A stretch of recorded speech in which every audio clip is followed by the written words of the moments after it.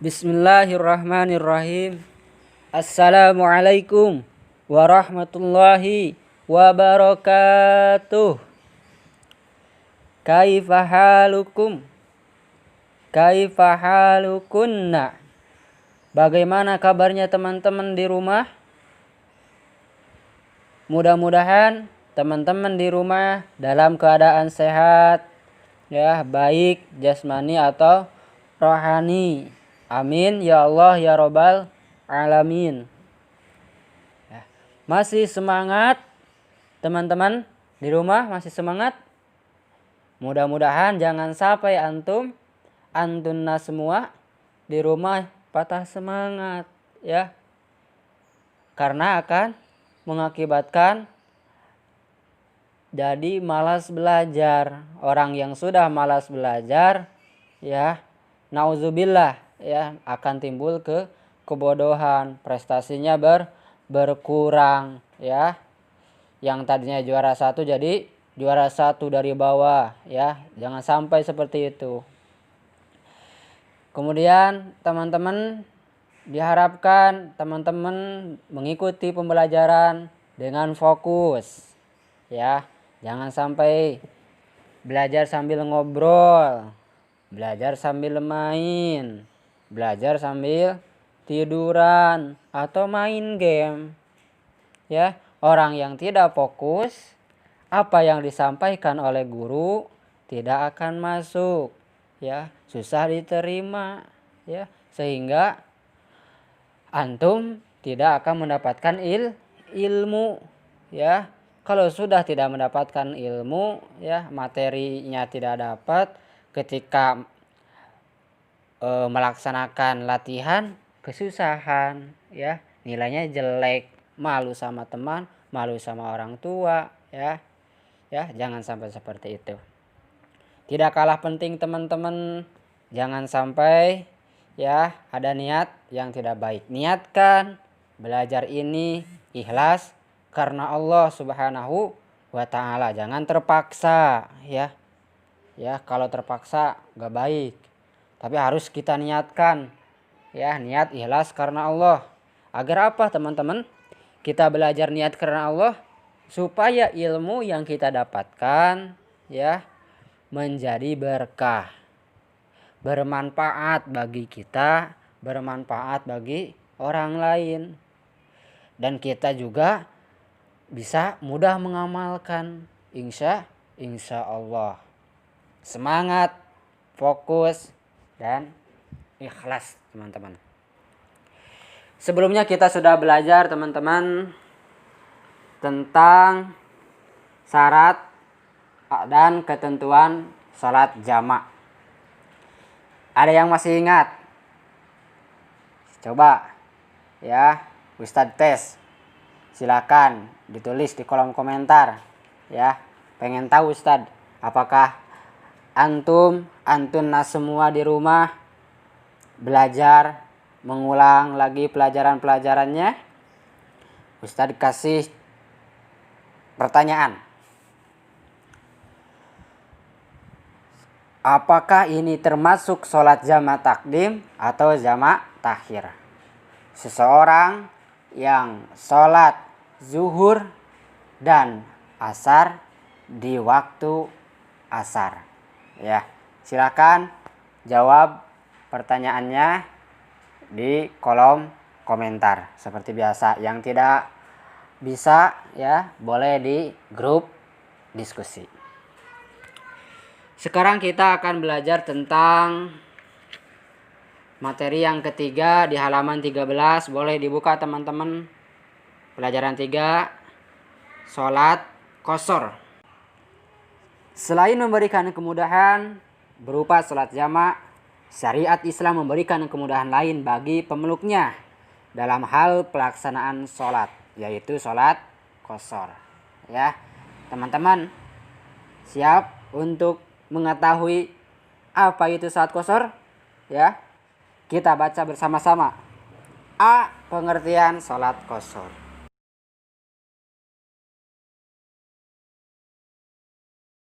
Qashar artinya meringkas. Adapun sholat qashar adalah meringkas sholat fardu yang 4 rakaat menjadi 2 rakaat ketika sedang dalam perjalanan atau safar, ya.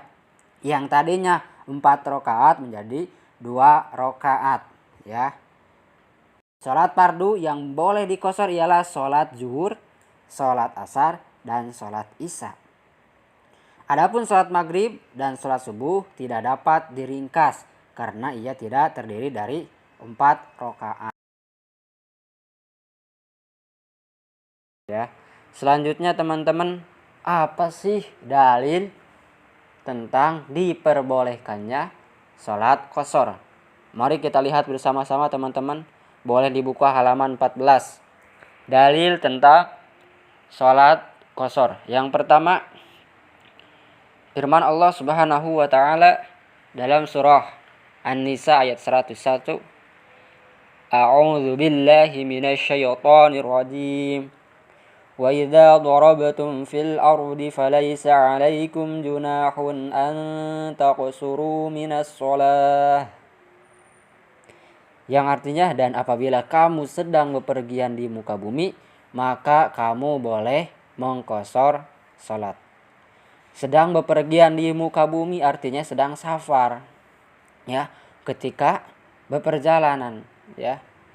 Maka ketika kita sedang dalam kondisi safar, ya, maka boleh mengqashar salat.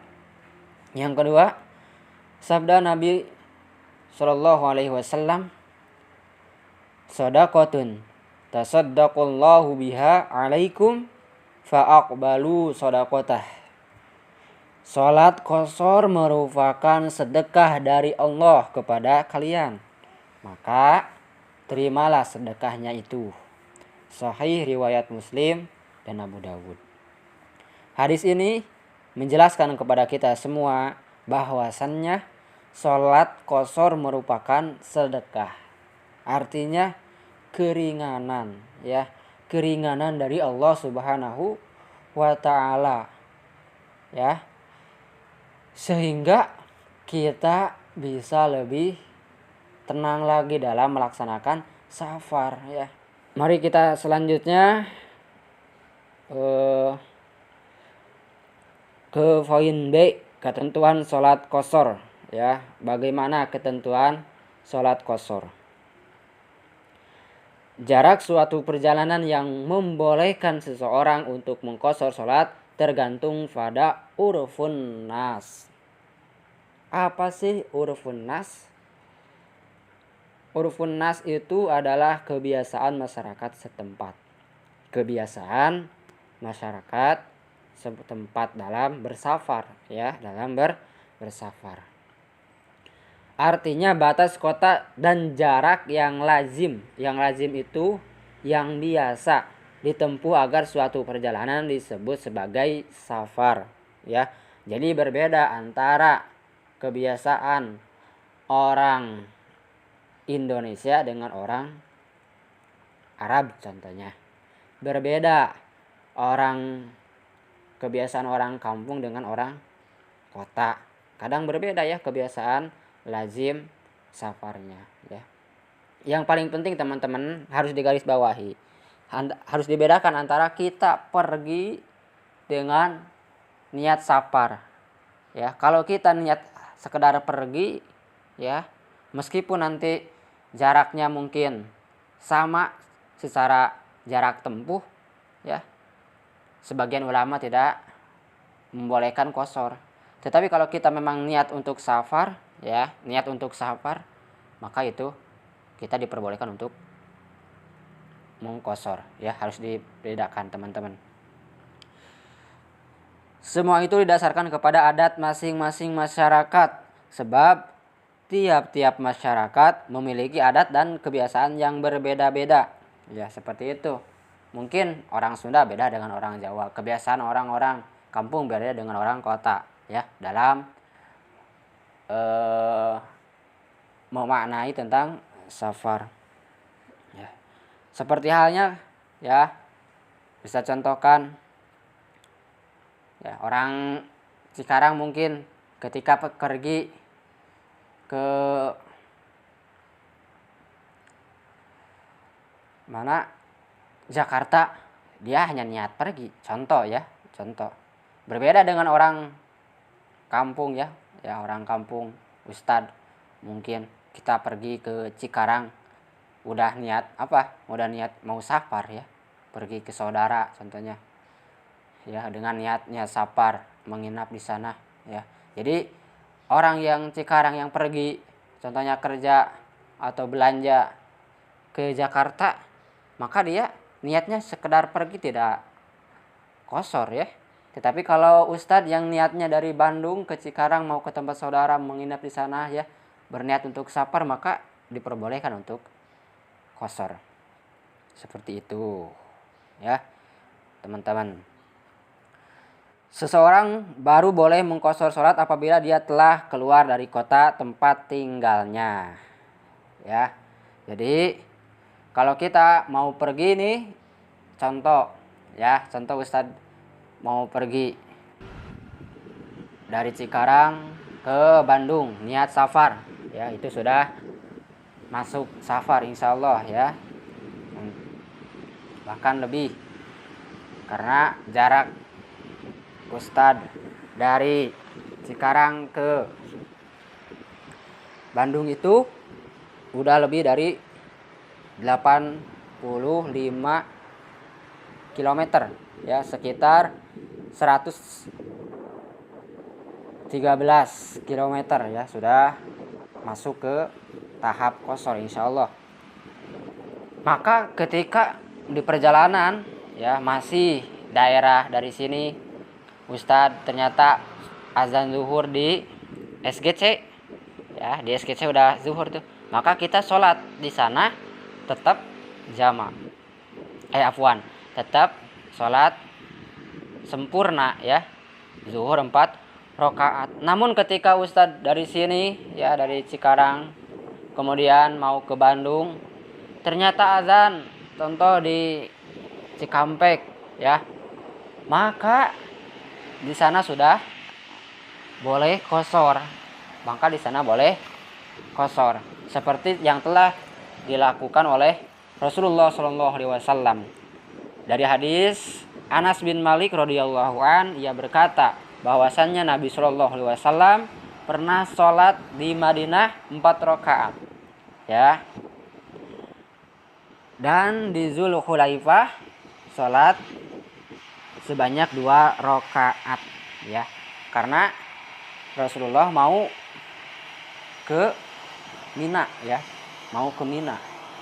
Jarak antara Madinah dengan Zulhulaifah itu kira-kira 3 mil oleh para ulama disebutkan, atau sekitar 4,8 km. Maka kalau kita masih di daerah kota Cikarang ya, maka kita masih sholat sempurna zuhur 4 rakaat. Namun kalau kita sudah keluar ya, sehingga atap-atap kota Cikarang sudah tidak terlihat ya, bolehlah Ustaz katakan udah mulai ke Cikampek, maka itu sudah masuk sholat 2 rakaat ya, kalau niat Ustaz ke Bandung safar ya. Kalau niatnya sekedar pergi main ya, sekedar pergi biasa, maka para ulama menganjurkan untuk sholat sempurna saja ya. Seperti itu teman-teman. Mudah-mudahan antunna semua dapat memahami apa yang telah Ustaz sampaikan. Mohon maaf bila banyak kekurangan, kesalahan. Yang masih belum paham boleh ditanyakan di grup diskusi. Mudah-mudahan apa yang disampaikan oleh Ustaz bermanfaat, khusus bagi Ustaz yang menyampaikan, umumnya bagi teman-teman yang menyimak bersama-sama materi kita hari ini. Ustaz akhiri, Assalamualaikum warahmatullahi wabarakatuh.